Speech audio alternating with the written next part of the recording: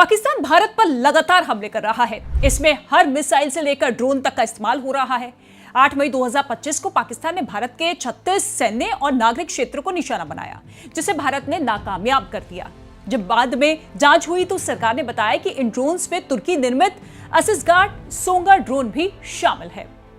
Press briefing में colonel Sophia Qureshi और wing commander Vyomika Singh ने कहा कि ड्रोन के मलबे की फॉरेंसिक जांच चल रही है।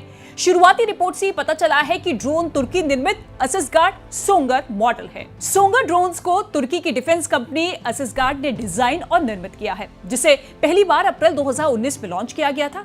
फरवरी 2020 में सफल परीक्षण के बाद तुर्की सशस्त्र बलों यानी कि TAF को सौंप दिया गया था और ये तुर्की का पहला स्वदेशी सशस्त्र ड्रोन है। अब आपको बताते हैं कि ये जो तुर्की का सोंगर ड्रोन है आखिर काम कैसे करता है।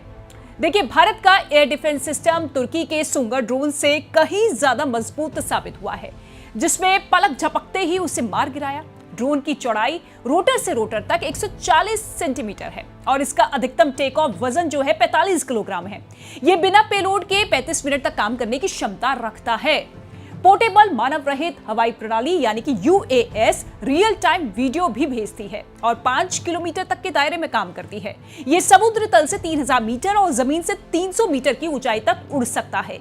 इस ड्रोन का इस्तेमाल दिन और रात दोनों समय सैन्य अभियानों के लिए किया जाता है। सोंगर में निगरानी के मकसद के लिए पायलट कैमरा और एक बंदूक माउंटेड कैमरा शामिल है। ड्रोन में ऑटोनॉमस और मैनुअल फ्लाइट कंट्रोल मोड दिए गए हैं। इसमें ड्रोन और उसके रिमोट कंट्रोलर के बीच कनेक्शन टूटने की स्थिति में वापस घर लौटने जैसी खूबियां भी शामिल है।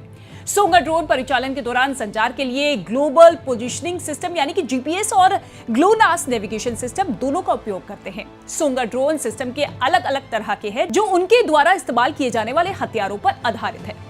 अब सोंगर ड्रोन एक साथ कई दिशाओं से हमला कर सकते हैं। 8 मई की रात पाकिस्तान ने इसी रणनीति का इस्तेमाल किया ताकि भारतीय सुरक्षा व्यवस्था को चकमा दिया जाए।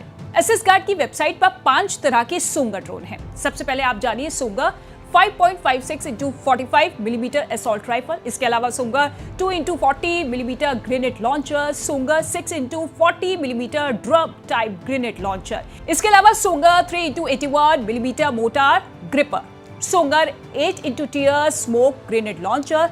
अब सोंगर की असॉल्ट राइफल में 5.56 × 45 मिलीमीटर कारतूस लगे हैं जो उत्तरी अटलांटिक संधि संगठन यानी कि नाटो की सेनाओं के लिए बनाई गई है।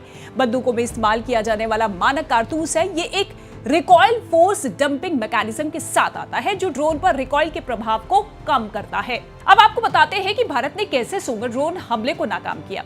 देखिए, भारतीय सेना ने तुरंत प्रतिक्रिया दी और इन ड्रोन को गिराने के लिए गतिज यानी कि काइनेटिक और गैर गतिज यानी कि नॉन काइनेटिक तरीकों का इस्तेमाल किया। इनमें से ज्यादातर ड्रोन टारगेट्स को नुकसान पहुंचाने से पहले ही ढेर कर दिए गए हैं। हालांकि पाकिस्तान ने उसी रात भटिंडा के सैन्य स्टेशन को एक और सशस्त्र ड्रोन से निशाना बनाने की कोशिश की थी, लेकिन वहां भी उन्हें कामयाबी नहीं मिली।